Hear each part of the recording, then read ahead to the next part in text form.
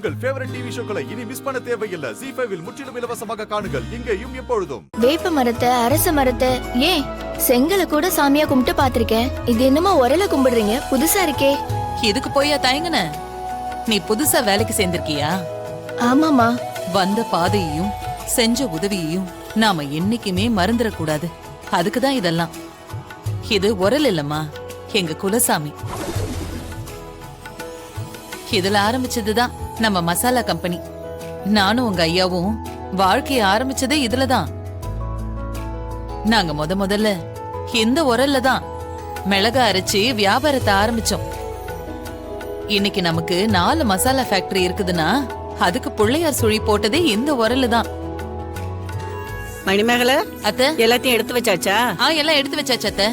நீங்க என்ன இன்னும் புடவை கூட மாத்தாம இருக்கீங்க? சீக்கிரம் போய் மாத்திட்டு வாங்க அத்தை. இல்லம்மா, நான் வரல. 2 முட்டியும் உடஞ்சு போறப்பல வலிக்குது. என்னால கொஞ்ச தூரம் கூட நடக்க முடியல. என்னாச்சு அத்தை? மறுபடியும் மூட்டு வலின்னு சொல்றீங்க? 2 நாளா வலி இல்லைன்னு தானே சொன்னீங்க. நாம வேணா இன்னொரு நாளைக்கு போய்க்கலாம் அத்தை. நான் அவரை வர சொல்றேன். ஆஸ்பத்திரிக்கு போலாமா? அதெல்லாம் வேண்டாம் ராசாத்தி.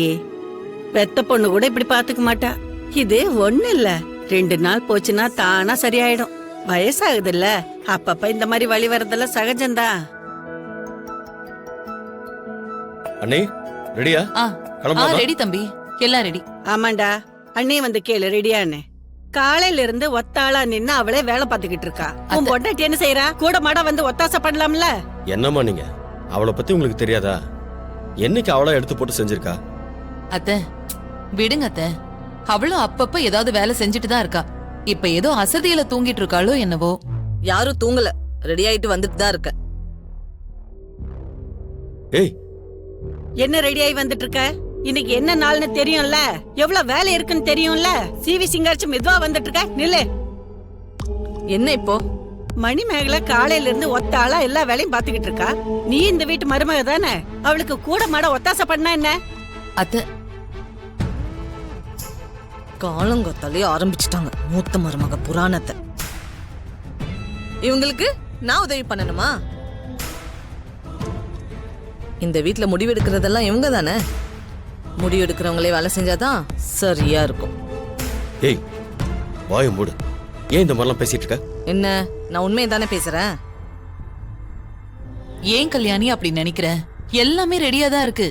நீ பார்த்து எல்லாம் சரியா இருக்குன்னு சொன்னதுக்கு அப்புறம் தான் இந்த சீர்வரிசை தட்டெல்லாம் நம்ம வீட்டை விட்டே வெளியில போகும். போதுமா? போய் பாரு.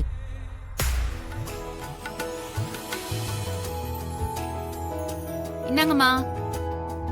பேச்சுமா, ஐயா இந்த பணத்தை கனகாட கொடுத்துருமா. என்னம்மா இது? ஐயா பொசுக்குன்னு காசெல்லாம் எடுத்து நீட்டுறாரு. என்ன உங்க வீட்டு பொண்ணு மாதிரி இல்ல சொல்வீங்க? பெத்த பொண்ணா இருந்தாலும் உழைப்புன்னு ஒரு ஊதியம் இருக்குல்ல, இந்த வாங்கிக்க. பரவாயில்லைங்கய்யா, நல்ல காரியத்துக்கு போறீங்கம்மா. நீங்க போயிட்டு வாங்க, நான் சாயங்காலம் வந்து வாங்கிக்கிறேன். ஏங்க, இவகிட்ட பேசி ஜெயிக்க முடியாதுங்க. நீங்க விடுங்க, நான் அப்புறமா கொடுத்துக்கிறேன். சரிம்மா வாயாடி, நாங்க வரோம். சரிங்கம்மா.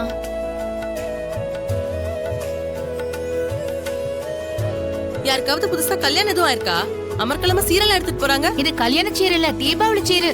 இவ்ளோ பேர் போறாங்க, பார்த்தா கல்யாண சீர் மாதிரி இருக்கு. தீபாவளி சீருங்கறீங்க? நம்ம சுந்தராயா தங்கச்சிங்களுக்கு கல்யாணம் ஆகி 30 வருஷத்துக்கு மேல ஆச்சு. அவங்க பிள்ளைங்களுக்கே கல்யாண வயசு வந்துருச்சு. நம்ம சுந்தராயா தங்கச்சிங்களுக்கு கல்யாணம் பண்ணி கொடுக்கும்போது அவருக்கு அவ்வளவு வசதி வாய்ப்பு இல்ல. அதனால தான் தங்கச்சிங்களுக்கு சரியா சீர் செய்ய முடியல. அப்ப இந்த ஊரே அவரை அவ்வளவு அவமானமா பேசுச்சு. அதனால தனக்கு வசதி வாய்ப்பு வந்த பிறகு சுந்தராயா தான் தங்கச்சிங்களுக்கு வருஷா வருஷம் விமர்சையா தீபாவளி சீரையே கல்யாண சீர் மாதிரி கொடுத்துட்டு இருக்காரு. அவங்க 2வது தங்கச்சி பேரு வரலட்சுமி. வெள்ளந்தியான மனசு அவங்களுக்கு. பாவம், இப்படிப்பட்டவங்களுக்கு ஒரு முரட்டுத்தனமான புருஷன். அவரு பேரு வரதராஜன். தீபாவளி சீர் கொண்டு வந்திருக்கோம், வாங்கிக்க. அண்ணே, நானும் இத்தனை வருஷமா சொல்லிக்கிட்டு தான் இருக்கேன். நீங்களும் சீர் கொண்டு வந்துகிட்டு தான் இருக்கீங்க. என்ன, இது வரைக்கும் நீங்க செஞ்சதெல்லாம் போதாதா? அட என்னம்மா, நீயும் தங்கச்சி நம்ம வீட்டு மகாலட்சுமிங்க. உங்களுக்கு கொடுக்கறதுனால இந்த அண்ணனுக்கு வசதி கூடுமே தவிர என்னைக்குமே குறையாது. சந்தோஷமா வாங்கிக்க. சரிங்கண்ணே, என்ன ஆசீர்வாதம் பண்ணுங்க. இதெல்லாம் எதுக்குமா? இல்லண்ணே, உங்க ஆசீர்வாதம் எப்பவுமே எனக்கு வேணும். என்ன ஆசீர்வாதம் பண்ணுங்க. நல்லா இருமா. சின்னண்ணே நீங்களும் ஆசீர்வாதம் நல்லா பண்ணுங்க. இருக்கும், நல்லா இருக்கும், நல்லா இருக்கும். இந்தம்மா இந்த முதல்ல சீரை வாங்கி வாங்கி வாங்கிக்க. மாமா தப்பு பண்றீங்க.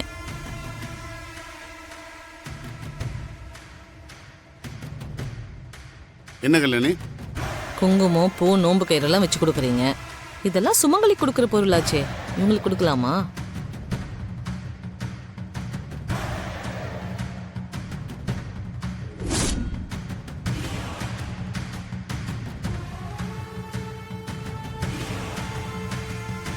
என்ன கல்யாணி, இது அங்கேயே தெரிஞ்சதோ சொல்லிருக்கலாம்ல. இங்க தட்டை கொடுக்கும் போதா சொல்லுவ? எனக்கு தோணும் போது தானே சொல்ல முடியும்.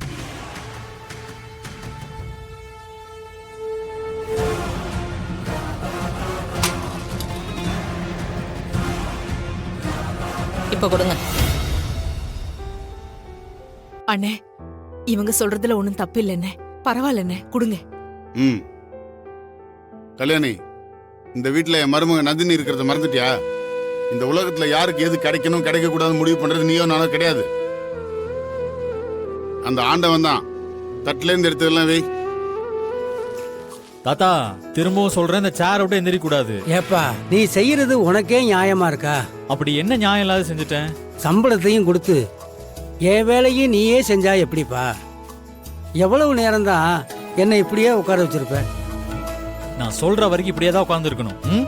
என்னப்பா என்னால முடியாதுன்னு நினைக்கிறியா?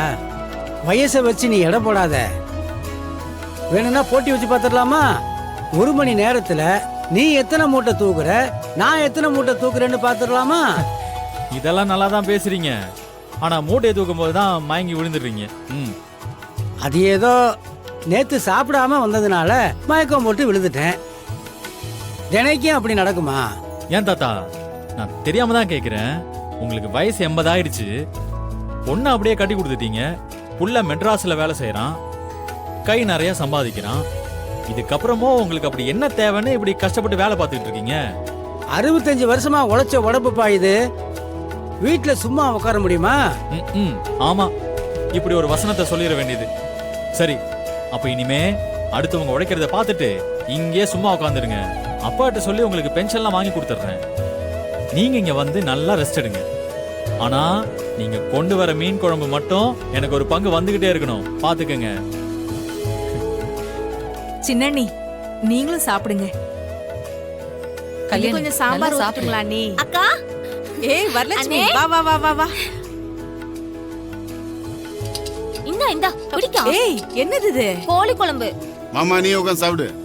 இல்லனே, நான் அவருக்கு தெரியாம வந்திருக்கனே. உடனே போணும். உடனே போறதுக்கு எதுக்கு இப்படி பயந்து பயந்து வரணும்? அதுக்கு வராமையே இருந்திருக்கலாம்ல. இல்ல நீ, நான் கோழி அடிச்சு குழம்பு வச்சிருந்தேனா, அத நான் குடுத்துட்டு போலான்னு வந்தேன். நாட்டுக்கோழி குழம்புனா அண்ணனுங்களுக்கு ரொம்ப பிடிக்கும்ல, அதான் கொண்டு வந்தேன். ஜீ5 ஆப்பை டவுன்லோட் செய்து அனைத்து எபிசோடுகளையும் இலவசமாக பாருங்க.